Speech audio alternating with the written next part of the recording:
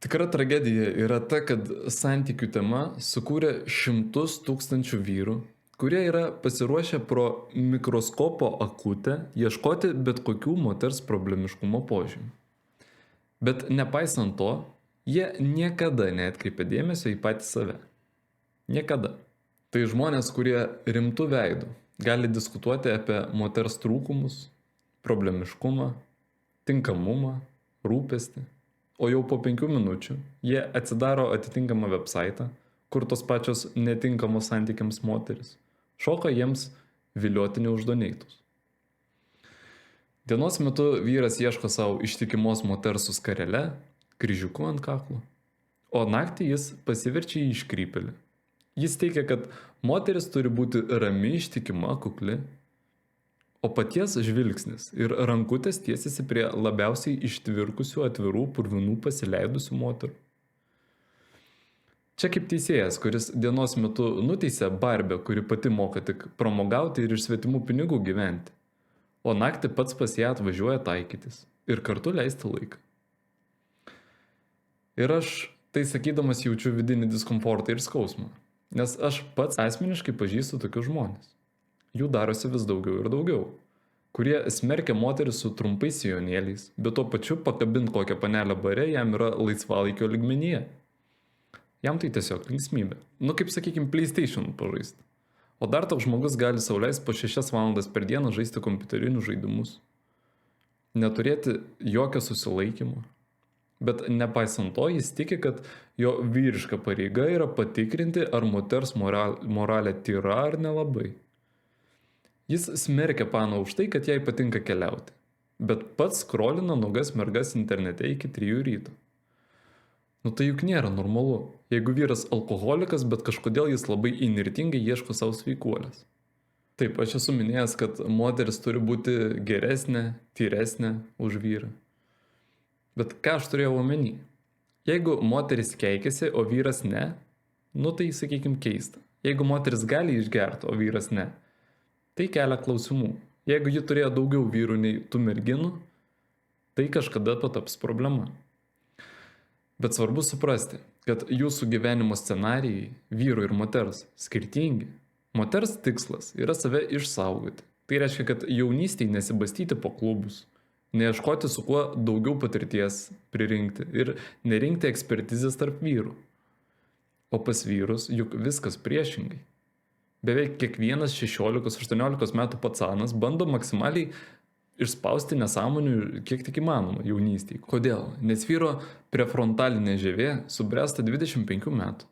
Iki to momento jis yra tiesiog dopamino ir testosterono mišinys.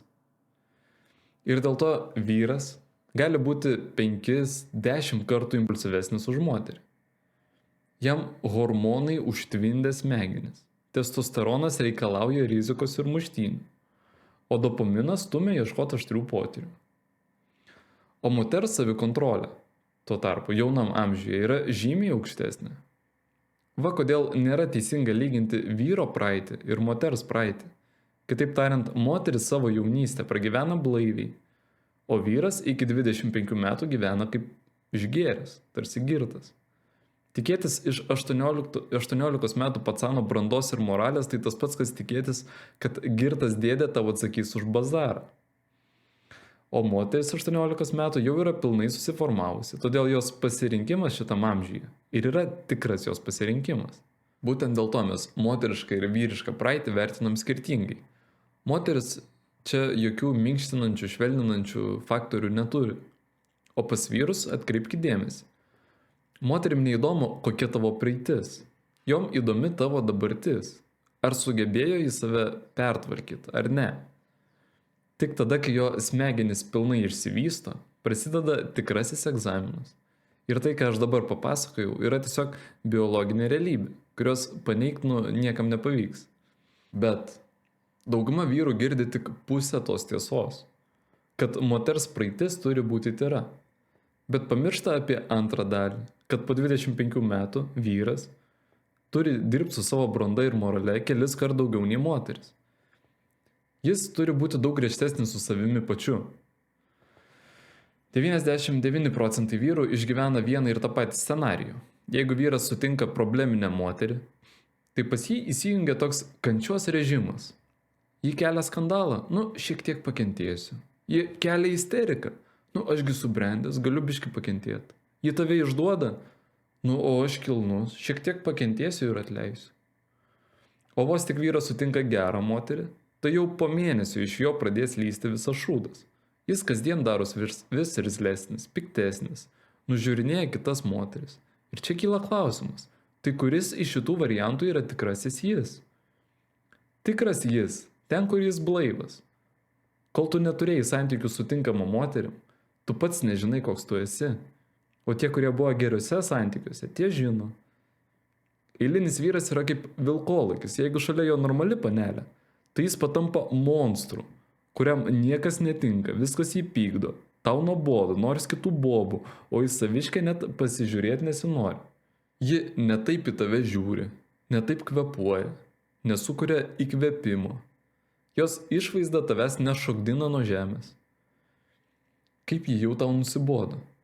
Va, kur pradeda lysti tavo tikrasis aš. Ir visas tas vyriškas romantizmas, heroizmas, kiek jis dėl jos kentėjo, kai šalia yra netinkama moteris. Visa tai yra šūdo vertės. Tikras heroizmas yra reikalingas santykiuose su tikra, normalia, tinkama santykiams gera moterimi. Ir žinot, mane labai gazdina tas nusiteikimas, su kurio vyrai savo ieško tinkamos moters santykiams.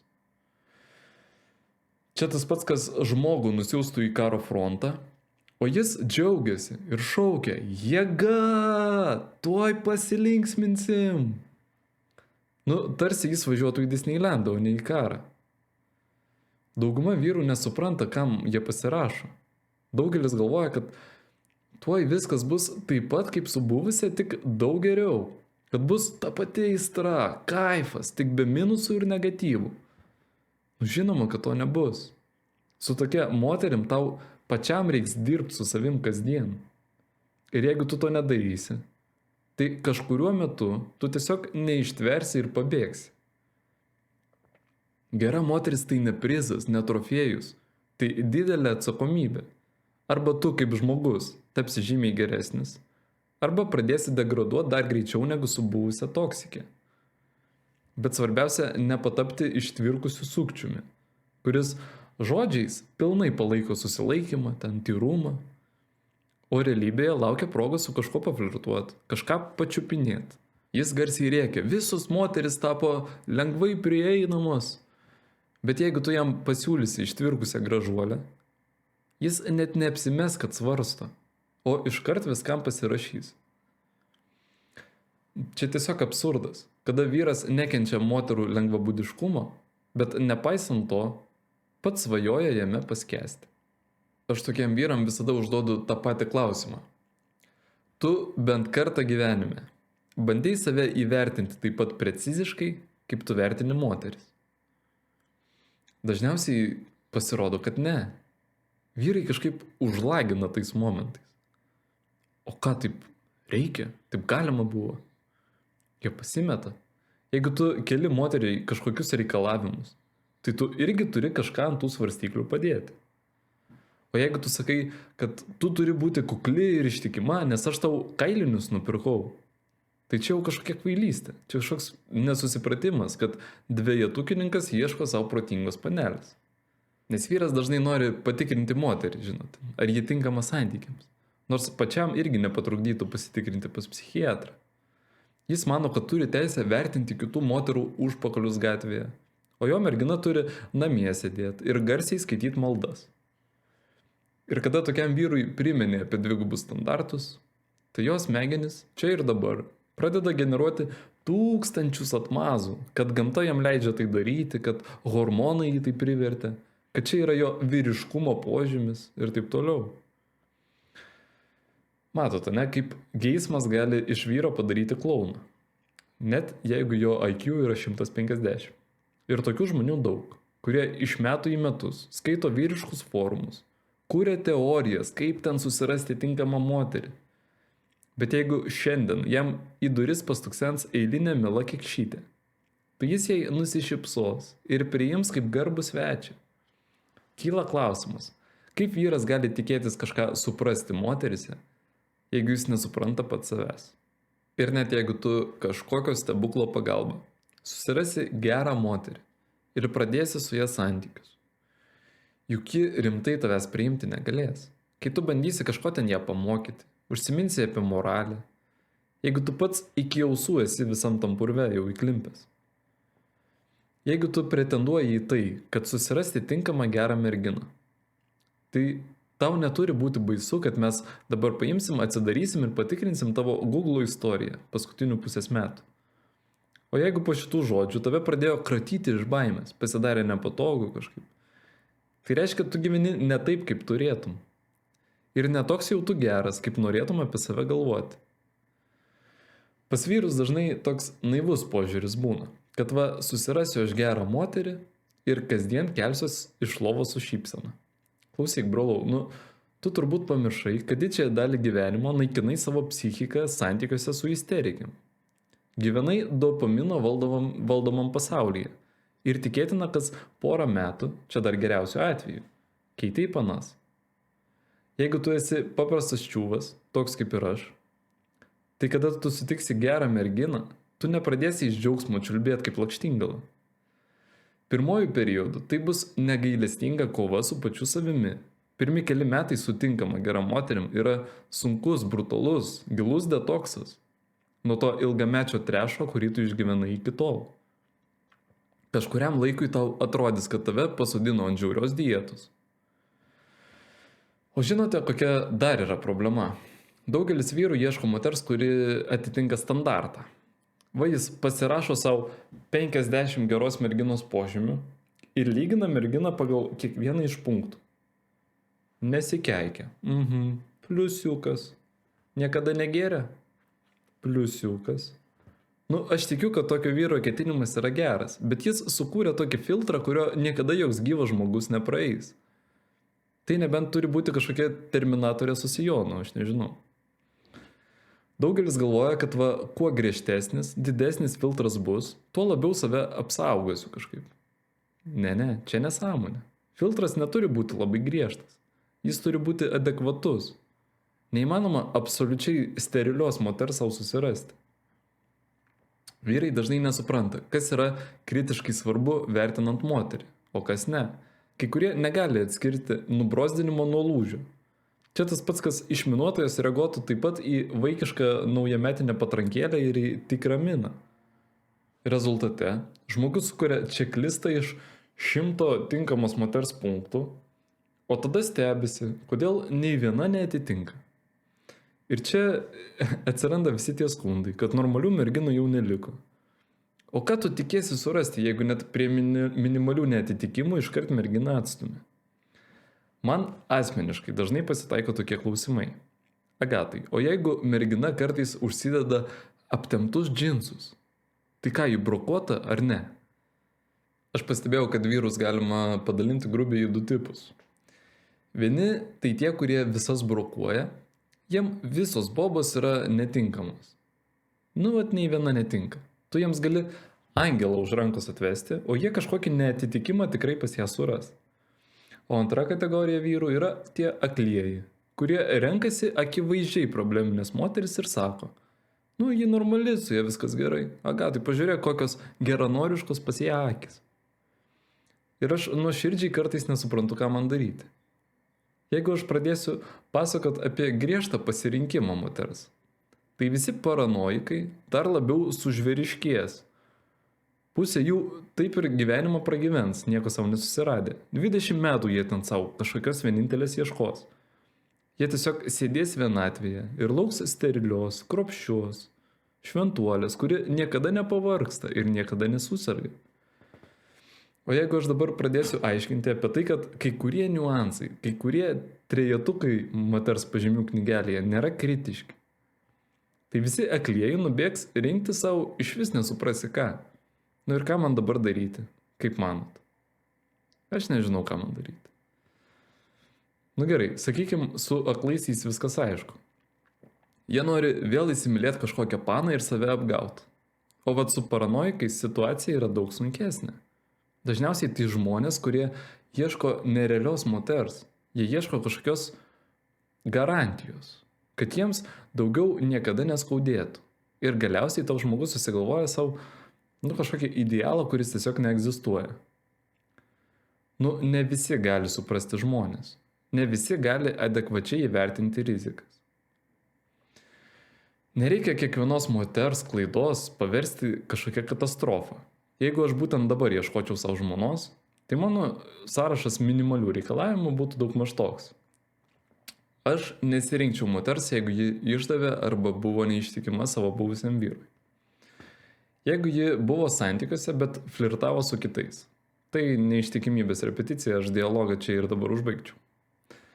Jeigu ji bent kartą gyvenime turėjo lytinį kontaktą su vyru grinai dėl malonumo. Ji žinojo, kam ji pasirašo, nėra tikslo pradėti su ja santykius. Tai pavojinga. Jeigu ji yra palikusi vyrą dėl pradingusių jam jausmų. Jeigu ji demonizuoja buvusius, arba atvirkščiai romantizuoja, prisimena juos, arba bent kažkokius jausmus dar jiems turi. Jeigu ji nesistengia buityje, jeigu ji turi draugų vyrų, jeigu ji artimai bendrauja su neaiškiom lengvabūdiškom moterim. Ji pati lygiai tokia pati. Jeigu ji ilgai lakstė paskui kažkokį bachūrą. Rinktis jos tikrai nereikia. Jeigu ji keikėsi arba turi tatų, neverta net gilintis, rašyti jai labas. Jeigu ji domisi psichologija arba ezoterika, ji nebus adekvati. Ir žinoma, mergina turi pati eiti į kontaktą ir skleisti šilumą. Ir neturi mokėti meluoti. Mano nuomonė, tai yra toks minimalus reikalavimų sąrašas. Jeigu mergina juos atitinka, pažinti su ja galima tęsti. Ir kyla klausimas, o kiek tokių moterų mes turim 26 metais? Aš manau, kad jų tiek pat, kiek ir prieš tai. Apie 2-3%. Gerų merginų nepasidarė mažiau. Toks įspūdis susidarė todėl, kad probleminės mergos sužvėrėjo iki kraštutinumų. Ir jos dabar visur. Jeigu tu planuoji išsirinkti geranorišką, gerą merginą, tai tu turi tai žinot. Tu turi būti tam pasiruošęs. Kad jeigu paimtume probleminę moterį, tai yra reikšmingumo generatorius. Tu su ja susitikinėjai. Ir dėl savo vietomis neadekvataus elgesio, ji kažkur sukėlė tau pavydą, kažkur atitolo, kažkur sukūrė konfliktą. Su kiekviena diena, kiekviena savaitė, jos reikšmingumas tavo akise kils į viršų. Kaip vyrai dažnai sako, aš pamilau ją dar labiau. Tai blogas signalas. Greičiausiai tai probleminė moteris. Jeigu tu pats savo pastangų jokių dar nedėjai, kad jos reikšmingumą pakelti. Reikšmingumas jos automatiškai kyla, o paskui bam ir viskas lūžta. Viskas, pabaiga, vyro nebeliko, atvažiavom. Jau galima paminklą jam užsakinėti. Su gera moterimi taip nebus. Gera moteris, čia kada tu pats malkų turi į ugnį dametinėti, kad kažkokie jausmai būtų.